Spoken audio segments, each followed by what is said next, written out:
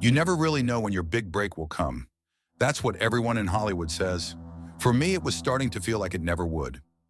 I had been grinding for years, bouncing between auditions, barely surviving on bit parts in low-budget films and the occasional commercial. I wasn't picky, I was hungry. I just needed one chance to prove myself, one role that would finally get my name out there. Then I got the call. My agent, Susan, sounded more excited than I'd ever heard her.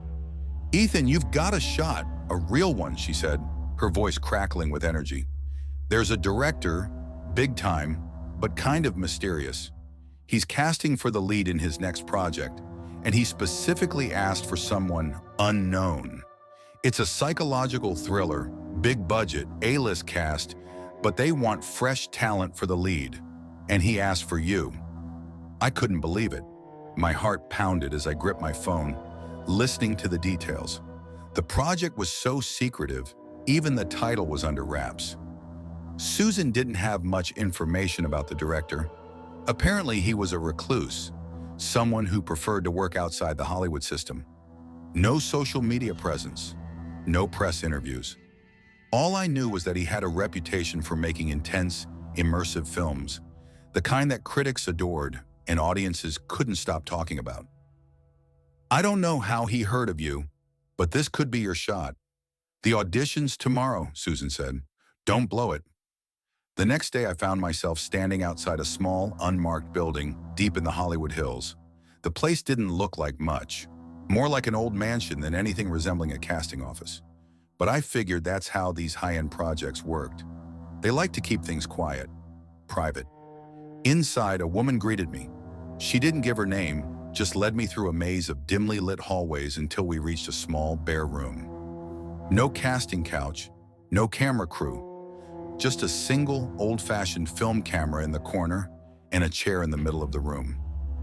There was no one else there. The woman gestured for me to sit and left without a word. "Yes," I whispered. The room went silent.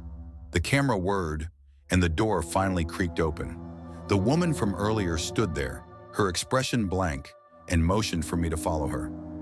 The shooting started a week later. I didn't get a script, just vague directions and cryptic notes from the director, who I still hadn't met in person. Everything was filmed on location at a sprawling, decaying mansion on the outskirts of the city. The place looked abandoned, covered in ivy and rot, but it was perfect for the dark, gritty tone of the movie. The scenes we filmed were unlike anything I'd ever done. They didn't feel scripted. There were no second takes, no reshoots.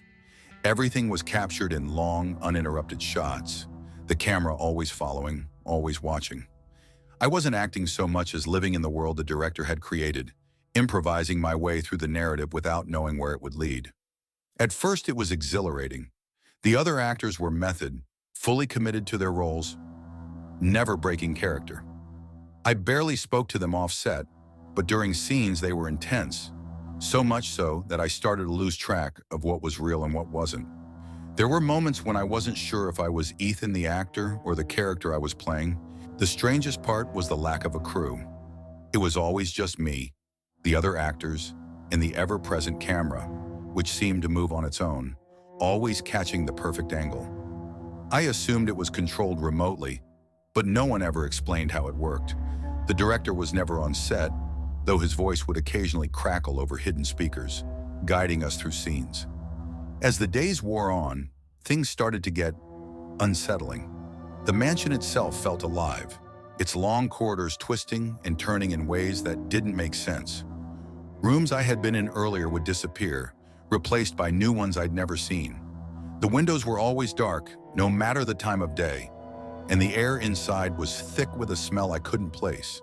Something damp, decaying. The scenes became darker, more violent. There was one where I had to confront another character in the basement of the mansion. The script, or what little of it I had, said it was a confrontation, nothing more. But when the cameras rolled, something changed. The actor playing the other character looked at me with eyes full of genuine terror. I could see his hands shaking as he reached for a knife. Not a prop, but a real gleaming blade.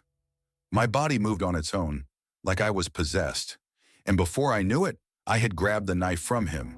The fear in his eyes turned to horror as I raised the blade, my own reflection gleaming in the metal. His screams echoed in my ears as I brought it down, again and again, blood spraying across the walls. When it was over, I stood there, gasping, my hands trembling. The other actor lay on the floor, motionless, the life drained from his eyes. I waited for someone to call cut, for someone to explain that it was just an elaborate special effect, but no one did. I wasn't acting anymore. This was real. My mind raced. I told myself it had to be a mistake, a hallucination, but deep down, I knew it wasn't. The director's voice crackled over the speaker. "Perfect," he said, his tone dripping with satisfaction. "You're becoming him, Ethan. You're becoming the character." I dropped the knife, stumbling back. I wanted to scream, to run, but I couldn't. The mansion had swallowed me whole. There was no escape. The film wasn't just a role, it was real. The mansion, the killings. It was all part of some twisted reality the director had created, and I was trapped in it. I don't know how long I stayed there, filming scene after scene, losing more and more of myself with each passing day. The lines between reality and fiction blurred until they were indistinguishable. I wasn't Ethan anymore. I wasn't even sure if Ethan had ever existed. The last scene we shot was in the same room where it all started, the camera whirring in the corner, the air thick with that familiar decay. I stood in the middle of the room, staring into the lens, and for the first time, I heard the director's voice, not over a speaker, but behind me. "Congratulations, Ethan," he said, stepping into view. His face was pale, his eyes dark and hollow, like they'd seen things no human should. "You've given the performance of a lifetime." I looked down at my hands, stained with blood. Whether it was mine or someone else's, I didn't know anymore. The camera whirred to a stop and everything went dark. When I woke up, I was back in my apartment, the morning sunlight streaming through the window. My phone buzzed on the nightstand. It was a text from Susan. "Congrats, Ethan. The film's getting rave reviews. You did it." I stared at the message, my hands trembling. I didn't remember coming home. I didn't remember leaving the mansion. But I knew one thing for sure. I would never be free of that role. The mansion, the killings, the director, they weren't part of some twisted film. They were real, and they had consumed me.